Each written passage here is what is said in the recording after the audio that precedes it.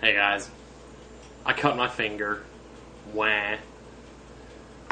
Today at work, I had these two donuts that were frozen, stuck together, and the dummy that I am, I'm sitting there trying to use a knife to get them apart. So I'm cutting in between. I'm holding the donuts like this right here, using the knife to cut in between them. My finger's down here. The knife goes down and just goes right down into my finger. Not only does it come down into the finger, but it saws into. I don't know what other word to use. It saws into the finger. It moves like about 2 inches in one direction. Is all it does. But you know, if it weren't for the Saw movies, that wouldn't be so funny. It saws into my. So yeah, it freaked me out. The blood was gushing out of that thing. Finally, I sat there holding it as tight as I could for like 8 minutes, still prepping the donuts because I got like a half hour left to get this done. And finally, I just say, okay, screw it, and I go to the first aid kit and I wrap it up. So normally I would have taken this off by now, but I don't even want to look at it.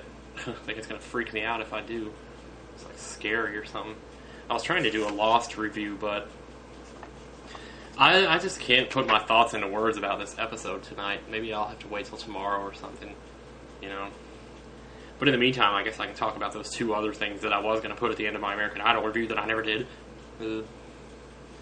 One of those things was that I heard this new song by a group called 3 Days Grace. And I don't know what it is with these bands that have 3 words in their name.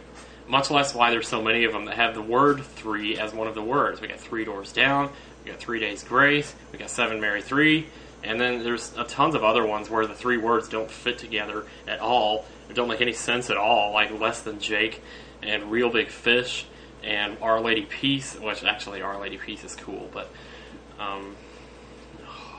who were the other ones? Fall Out Boy? What the hell is Fall Out Boy supposed to mean? I don't know, man. I'm sure there was some other. I had a list somewhere here. I got so many lists out here. This place is a mess. I need to clean it up. But anyway, in the song, what I wanted to say was that in the song, one of the lyrics was, like in the chorus, he says, "I'd rather feel pain than nothing at all." And the moment I heard that, my eyes just rolled back into my head, and I just about passed out of boredom right then and there. Because I'm like, you know, how many more times do we have to hear that? I'd rather feel pain than nothing at all. You know, I'm numb and I don't feel anything, so I have to hurt myself to feel, you know, like Hurt by 9 Inch Nails, and then Johnny Cash remakes it. It's like everybody thinks this is some big, huge, revolutionary concept that we just discovered in the last decade, and they're making movies about it like Secretary, and they make songs like Scars by Papa Roach. It's like ever since the Goo Goo Dolls came out with Iris and said you bleed just to know you're alive, that's all anybody ever talks about.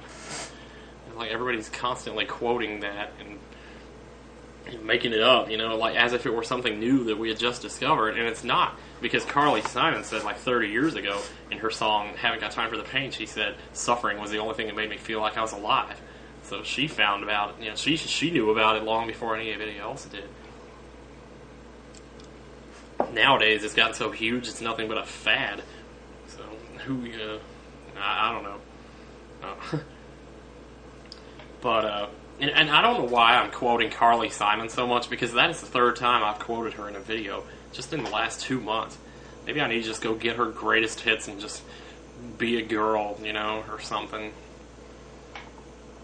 Anyway. Okay, so what else was there? Well, you know, this whole thing with the whole, you know, bleeding just to know you're alive, it's like, it's really getting to be an old kind of a concept. It's just like, enough already. You know, pleasure can remind you that you're alive too. You ever think of that? You know, there's these things called orgasms that you can have, and you can go get a massage, or you can go take a nice hot shower, or you can take a 2-hour bath. I mean, you could do any. Yeah, I was alluding to a country song there. I'll tell you what, man. But, you know, we got soldiers over in Iraq right now that are in pain. They can tell you about pain. You know, I'm sure they'd be glad to just pick up and walk away from it. How do you think it must make them feel that we're over here enjoying it? I just don't get it. But maybe I'm all wrong about this. I guess everybody has a scale, though. You got pain over here, and you got pleasure right here, and then you got, like, normal right here. So if you live your life to the fullest, you probably go after that pleasure to the point where normal is more like your scale tells you that this feels normal. So there's no room for pleasure. So the only way to feel anything is to go the other way towards pain. Maybe that's what it is. I don't know. And then the other thing I was going to talk about, this is so stupid too, I don't know why I'm even bringing this up, it's totally off the subject, but it's also about music.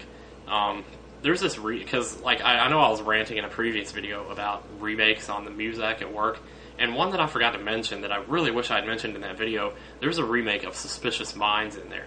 And what I find so convenient is that last year on American Idol, Chris Daughtry gets voted off after he sings Suspicious Minds, and like 8 months later, a remake turns up on Muzak of that very song, and it's not Chris Daughtry singing it. And I'm thinking to myself, well, gee, I wonder what could have inspired that person to make a remake of Suspicious Minds. Could it be, that he knew the song would sell well because people would know it because Chris Daughtry sang it the night he got voted off of American Idol, and so he made a remake of the song to make a whole bunch of money or something? I don't know.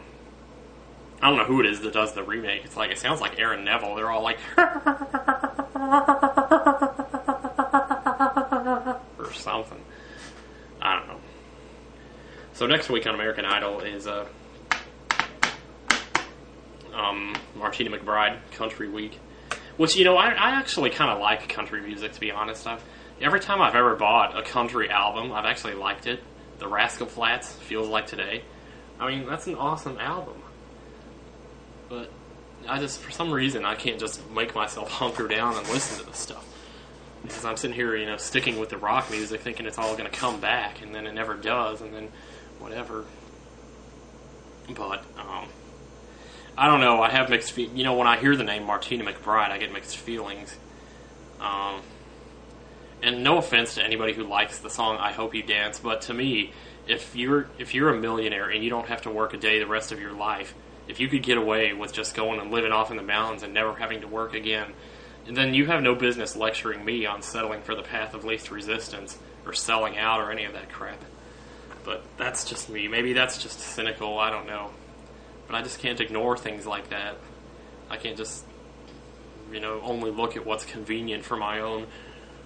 Well, I guess that is what I'm doing, though, isn't it?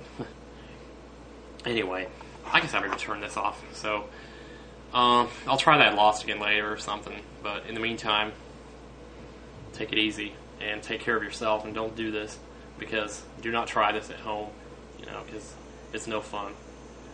I'm surprised there's not blood all spurting out of it. Okay, enough. Bye.